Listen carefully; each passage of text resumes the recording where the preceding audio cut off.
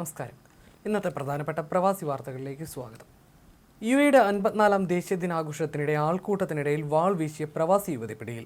Moroccan യുവതിയെയാണ് Fujairah police arrest ചെയ്തത്. അൽ ഫിഖൈത്തിൽ നടന്ന ആഘോഷങ്ങൾക്കിടയിലുള്ള ഈ ദൃശ്യങ്ങൾ സാമൂഹ്യ മാധ്യമങ്ങളിൽ വൈറലായതോടെയാണ് 23-കാരിയായ പ്രതിയെ പോലീസ് പിടികൂടുന്നത്. വാദിയിൽ കുളിക്കാനിറങ്ങിയ മലയാളി മുങ്ങി മരിച്ചു. കാസർഗോഡ് മയിർ മണിയമ്പാറ സ്വദേശി കണക്കനാമുല വീട്ടിൽ അബ്ദുള്ള ആഷിഖാണ് ഒമാനിലെ മസ്കറ്റ് സൂർ റോഡിലെ വാദി ഷാബിൽ കുളിക്കാനിറങ്ങി മുങ്ങി മരിച്ചത്. അബ്ദുള്ള ആഷിഖ് ജോലി ആവശ്യാർത്ഥം അടുത്തിടെയാണ് ഒമാനിലെ റോവിയിലെത്തിയത്.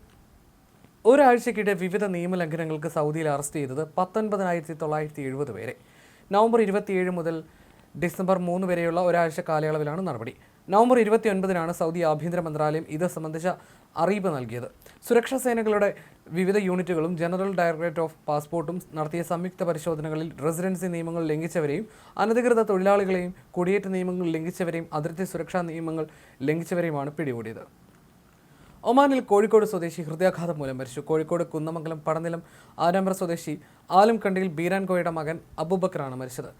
ഹൃദയാഘാതത്തെ തുടർന്ന് ഒമാനിലെ മസ്കറ്റിൽ വെച്ചാണ് മരണം സംഭവിച്ചത്. 10 വർഷത്തോളമായി മസ്കറ്റ് മൊബൈലയിൽ സൂപ്പർ മാർക്കറ്റിൽ ജോലി ചെയ്തു വരികയായിരുന്നു. ലുഹർ നിസ്കാരത്തിനായി പള്ളിയിൽ പോകവെ ശാരീരിക അസ്വസ്ഥത അനുഭവപ്പെട്ടതിനെ തുടർന്ന് ആശുപത്രിയിൽ പ്രവേശിപ്പിച്ചെങ്കിലും ജീവൻ രക്ഷിക്കാനായില്ല. യുഎഇയിൽ ഇലക്ട്രോണിക് ഇൻവോയ്സിംഗ് സംവിധാനത്തിന്റെ നിയമങ്ങൾ ലംഘിക്കുന്നവർക്ക് കർശനമായ പിഴകൾ ഏർപ്പെടുത്തി. യുഎഇ ധനകാര്യ മന്ത്രാലയമാണ് ഇത് സംബന്ധിച്ച് ഉത്തരവിറക്കിയത്. നികുതി നടപടിക്രമങ്ങളിലെ കൃത്യത, സുതാര്യത, കാര്യക്ഷമത എന്നിവ വർദ്ധിപ്പിക്കുന്നതിനായിട്ടാണ് ഇലക്ട്രോണിക് ഇൻവോയ്സിംഗ് സംവിധാനം ഉപയോഗിക്കുന്നത്. വ്യാജരേഖകൾ ചമച്ചൊരു യുഎഇ ബാങ്കിനെ കബളിപ്പിച്ച് സ്വന്തം പേരിലുണ്ടായിരുന്ന 8,82,000 ദിർഹത്തിലേറെ കടം തീർക്കാൻ ശ്രമിച്ച കേസിൽ പ്രവാസിക്ക് ഫെഡറൽ കോടതി ശിക്ഷ വിധിച്ചു. 3 മാസം താൽക്കാലിക തടവും ബാങ്ക് ഒടുക്കിയ തുകയ്ക്ക് തുല്യമായ പിഴയുമാണ് കോടതി വിധിച്ചത്. കുവൈത്തിൽ വൻതോതിലുള്ള മയക്കുമരുന്ന് പിടികൂടി. മയക്കുമരുന്ന് സംബന്ധമായ കുറ്റകൃത്യങ്ങൾ തടയുന്നതിനും മയക്കുമരുന്ന് കടത്ത് വിതരണ ശൃംഖലകളെ തകർക്കുന്നതിനും ക്രിമിനൽ സെക്യൂരിറ്റി അഫയേഴ്സ് സെക്ടറിന്റെ നേതൃത്വത്തിൽ ആഭ്യന്തര മന്ത്രാലയം നടത്തുന്ന തീവ്രമായ ശ്രമങ്ങളുടെ ഭാഗമായി ജനറൽ ഡയറക്ടറേറ്റ് ഫോർ ഡ്രഗ് കൺട്രോളാണ് നടപടി സ്വീകരിച്ചത്.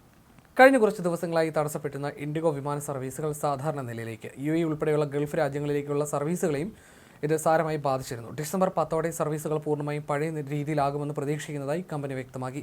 സർവീസുകൾ പുനഃസ്ഥാപിച്ചു വരികയാണെങ്കിലും യാത്രക്കാർ വിമാനത്താവളത്തിലേക്ക് പുറപ്പെടുന്നതിന് മുൻപ് തങ്ങളുടെ ഫ്ലൈറ്റ് സ്റ്റാറ്റസ് പരിശോധിക്കണമെന്ന് അധികൃതർ നിർദ്ദേശം നൽകുന്നു. ഭർത്താവിനൊപ്പം സന്ദർശക വിസയിൽ നാട്ടിൽ നിന്നെത്തിയ മലയാളി വനിത ഷാർജയിൽ മരിച്ചു. കോഴിക്കോട് പെരുമണ്ണ സ്വദേശി റുഖിയ പാറക്കോടാണ് മരിച്ചത്. പുതിയ പറമ്പത്ത് കെ ഹുസൈൻകുട്ടിയോടൊപ്പം ഒരാഴ്ച മുൻപ് മകൻ മുസ്തഫയുടെ അടുത്തെത്തിയ റുഖിയയെ ഇന്നലെ രാവിലെ ഛർദിയും ദേഹാസ്വസ്ഥ്യം കാരണം ഷാർജ അൽ ഖസ്മി ആശുപത്രിയിൽ പ്രവേശിപ്പിച്ചിരുന്നു. വൈകിട്ടോടെ മരണം സംഭവിക്കുകയായിരുന്നു. യുഎഇയിൽ നാളെ പൊതുവെ മേഘാവൃതമായിരിക്കുമെന്നും രാത്രിയിൽ ഇടയ്ക്കിടെ മേഘങ്ങളോടുകൂടിയ തെളിഞ്ഞ കാലാവസ്ഥയാണ് ഉള്ളതെന്നും കാലാവസ്ഥാ വകുപ്പിന്റെ പ്രവചനം. പകലും രാത്രിയും 10% മഴയ്ക്ക് സാധ്യതയുണ്ട്. തെക്ക് കിഴക്കൻ ദിശയിൽ നിന്നും മണിക്കൂറിൽ ഏകദേശം 5 മൈൽ വേഗതയിൽ കാറ്റ് വീശുമെന്നും പ്രവചിക്കപ്പെടുന്നു.